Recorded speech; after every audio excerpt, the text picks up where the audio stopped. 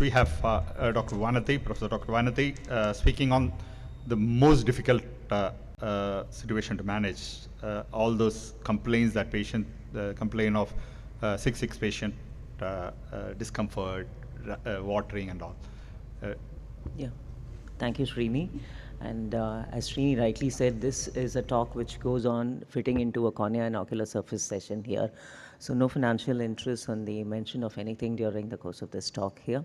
I think I won't delve into the didactic part of this lecture here, but understanding this particular flow chart is perhaps it's important for every cataract surgeon. So you identify patients who are having a dry eye disease or who are having a compromised ocular surface before you take them for surgery.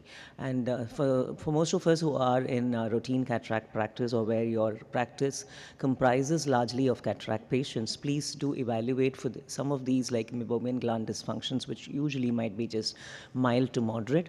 Patients who are on anti-glaucoma therapies here. So these are patients whose tear films are usually compromised here, or if they are having any systemic autoimmune diseases such as rheumatoid or Sjogren's, which you probably would tend to miss, or the patient misses in giving in the history. So these are the patients where you probably would have a problem in the preoperative evaluations and in the postoperative evaluations.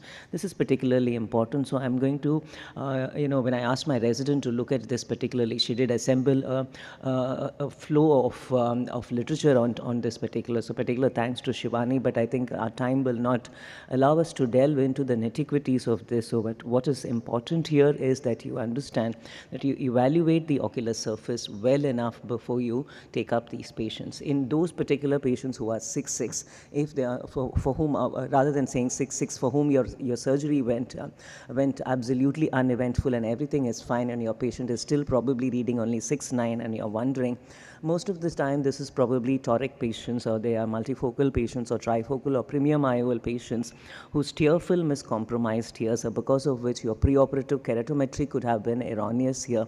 So such are the patients where you'll probably have to red flag your biometry and get it repeated on two different scenarios before you would go on to pinpoint what is going to be the IOL power for these. If you have not done this, then probably you will have mild residual refractive errors for these patients. That's one scenario which you're looking at. Postoperatively, again, these tear surfaces are not optimal. So a patient who's actually having 6/6 might not be reading 6/6 or 6/5. So you need to optimize the tear surface. So frequent lubrication is important for these patients here.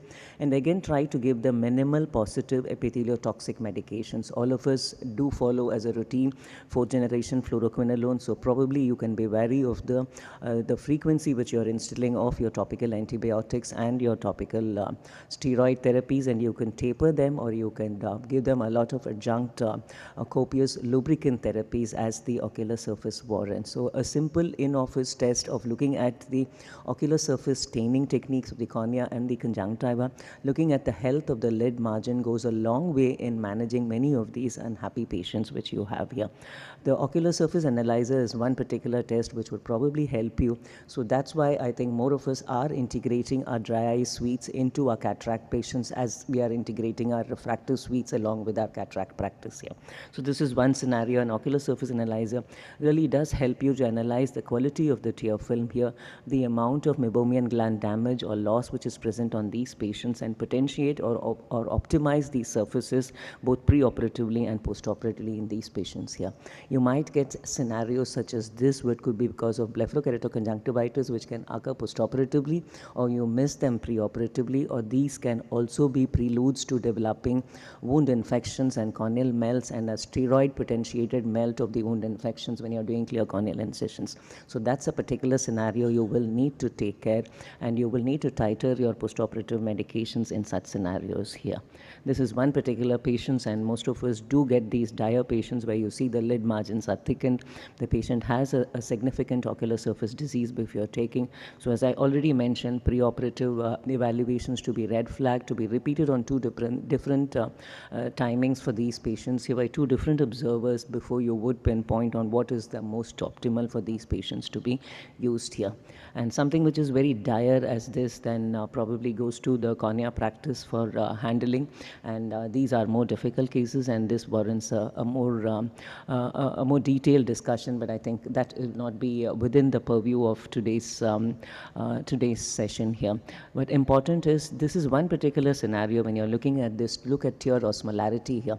Tear osmolarity is probably not considered as one of the most important factors when you are looking at ocular surfaces, but these would be particular scenarios: patients who are on post-refractive surgery, dry eye, post-menopausal women who are on dry eye, thyroid disease patients who are on dry eye disease here, and patients who are on anti-glaucoma medications. You probably can look at their osmolarity indices, and a change in the osmolarity indices would probably warrant an optimization preoperatively and a continued optimization postoperatively in these patients before you take them for surgery.